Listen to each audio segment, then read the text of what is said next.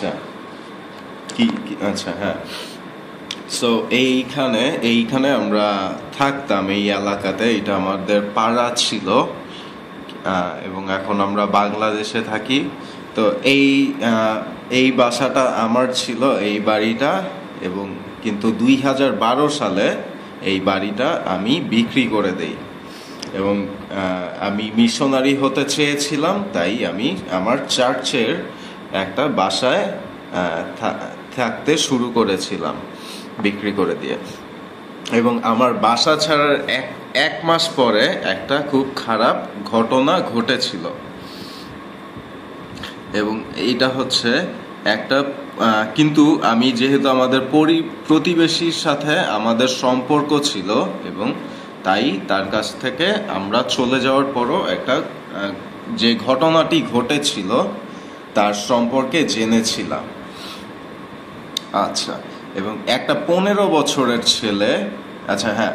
এবং এইখানে আমাদের বাড়ির পিছনে সেখানে একটা কেনাকাটার জায়গা ছিল। এখানে পিজার দোকান ছিল, এইখানে একটা গ্রোসারি স্টোর ছিল, এইখানে আর একটা পিজার দোকান ছিল, এবং এইখানে ব্যাংকও ছিল পিছনে। এখানে 2টা ব্যাংক ছিল। আচ্ছা, এবং এইখানে অনেক গাছ ছিল, কিন্তু এখন সব কেটে ফেলা হয়েছে। আচ্ছা, এবং কি বলে, হ্যাঁ, এরপর এই ব্যাংকে একটা ডাকাতি হয়েছিল, এবং সেই ডাকাতি করেছিল একটা 15 বছরের ছেলে। এবং সে তার সাথে বন্দুক ছিল, এবং তার কাছে ছিল একটা স্কেটবোর্ড।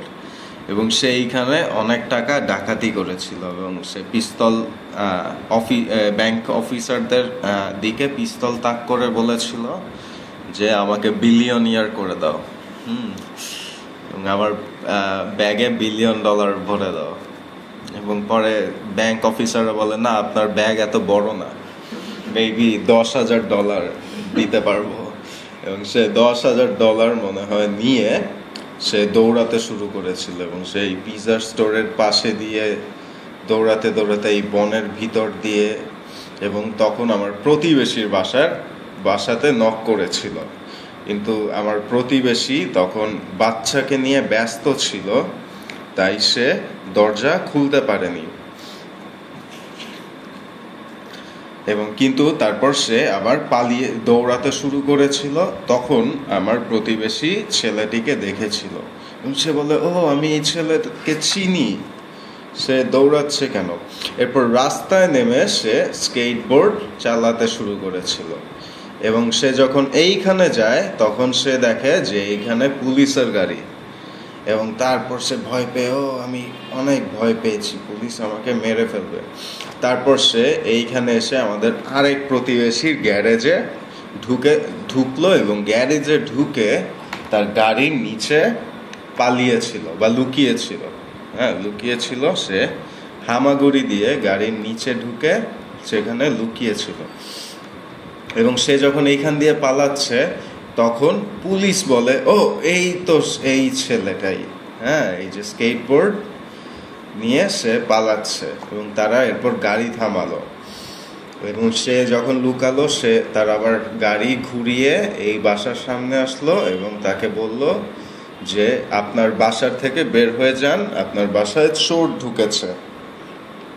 এবং সেই প্রতিবেশীর আসলে 2টো মেয়ে ছিল, ছোট ছোট, এবং তার স্ত্রী এবং সেই লোকটিও খুব ভয় পেয়েছিল। এবং এরপর পুলিশ বলে যে তুমি বের হয়ে এসো।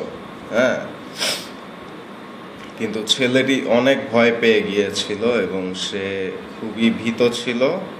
তাই সে ঠিক করলো যে সে তার বন্দুক দিয়ে আত্মহত্যা করবে, বা তার গান দিয়ে আত্মহত্যা করবে।